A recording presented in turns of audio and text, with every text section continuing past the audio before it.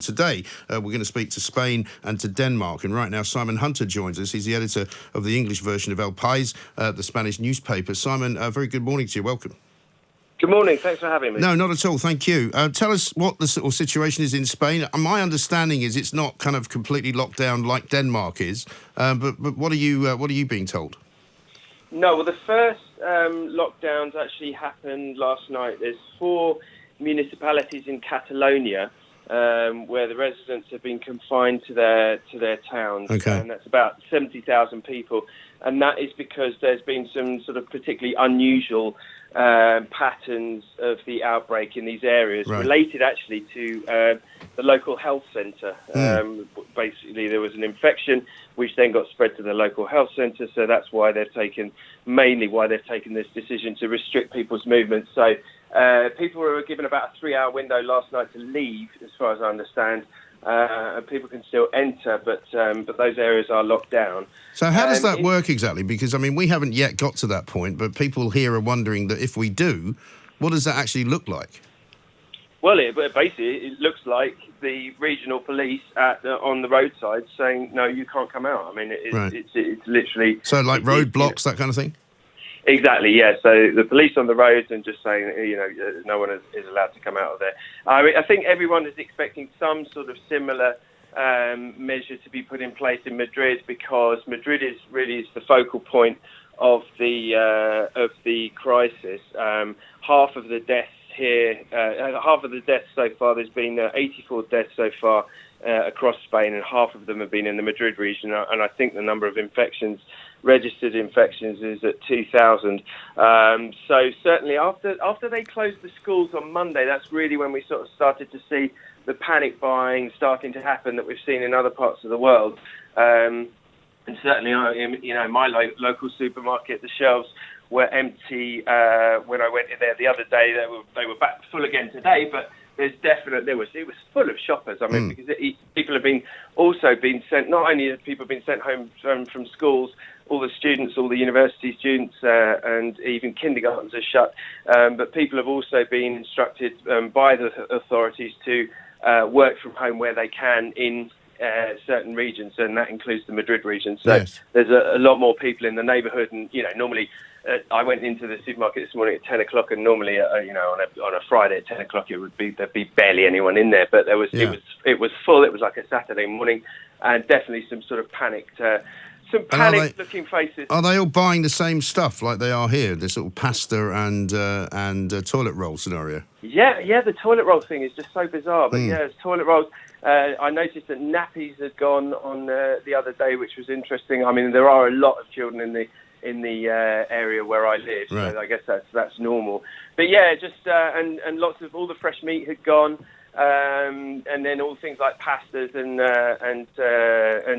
chickpeas and all that kind of stuff. So and all the frozen fish was looking very bare as well. So the typical things. Everyone seems to go for the same things in these situations. And I understand the Queen has been tested for it as well. And what is being said about sort of how many people are now infected with it in Spain and how many they expect to be infected? Yeah, so the Queen's been tested. The royal family's been tested. They've come back clear, but the Queen Letizia is going to stay in isolation because she actually had a meeting the other day with the Equality Minister, Irene Montero, and the Equality Minister, Irene Montero, has tested positive for the virus. Her partner is the leader of Podemos, that's Pablo Iglesias. He is given the all clear, but they're both isolated in their homes.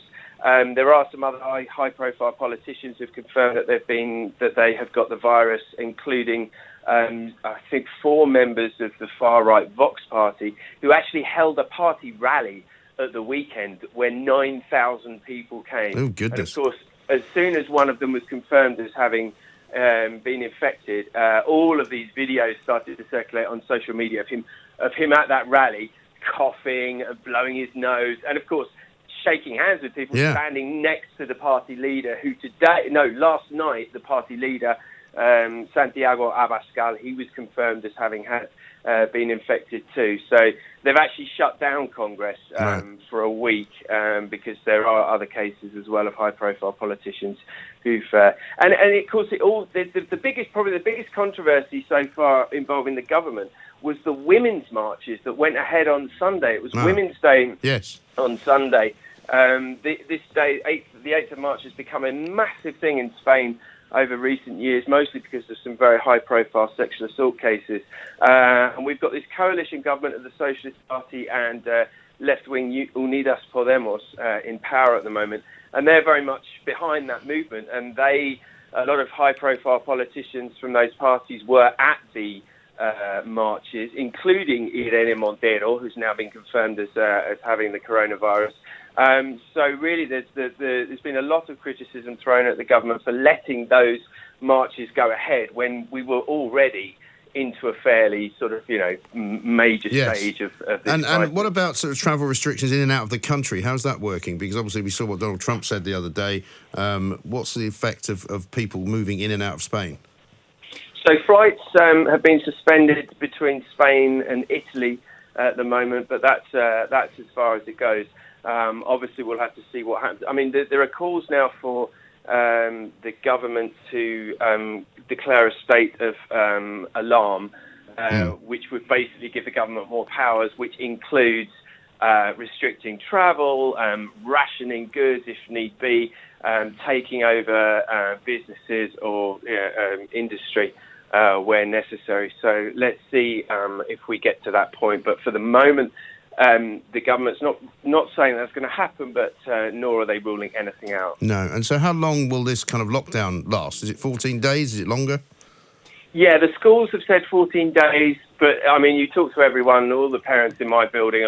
We've all been talking, obviously, and everyone's saying no, it's going to be longer than that, because obviously anyone with young children would know that the infections are just so easily passed between them. And yeah, the lockdown in the Catalan towns has also been declared for 14 days. We're also hearing now that in Madrid they're going to close down. They're calling on bars to close down, but they're definitely closing street cafes. Any bar that has tables out on the street is going to close down, which I think is very sensible. I mean, we went to our local bar the other night, and I noticed as the waiter brought us our drinks, he was holding our beers just at the top where we were about to drink out of them. And you just think, at this time, this time to bring really the old plastic straws back, isn't it? Absolutely, yeah. Or just stay away from bars. I mean, we're self-isolating. Very sadly, my wife's grandma was taken to hospital the other day with respiratory problems. She tested positive for the coronavirus, and she actually passed away yesterday in hospital from a stroke. So we are obviously having to self-isolate as a family, because we just don't know where that infection came from.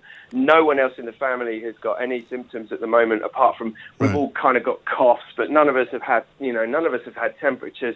So we are having to self-isolate. And so nobody knows how she contracted that then? No, we've got absolutely no idea. I mean, the timeline, it could very easily have come from us. It could very easily have come from my children. Yeah. Because the timeline would just about work out, in terms of when we last saw her, which was around the 28th of February. Yeah. But also, she then went from my in-laws' house to go and stay with my wife's aunt. And my wife's aunt is a school teacher, and not only was she actually living there, but they were actually sleeping in the same bed.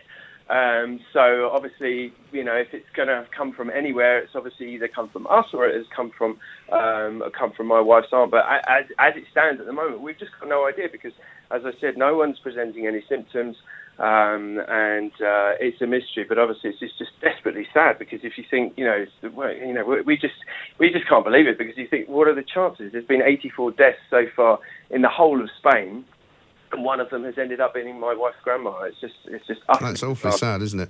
But good luck to you anyway, Simon. Thank you very much indeed for talking to us. Simon Hunter reporting into us from Spain, editor of the English version of El Pais. They've got lots of schools in lockdown, it seems, up in Catalonia, and lots of people who are involved in the political world would appear to have been in some way infected as well. We'll keep our eyes on Spain, and we'll keep our eyes on the rest of Europe as well. The one thing you can be absolutely sure about is that the European Union is not giving anybody any extra help, and apparently an awful lot of individual governments are not too happy about that.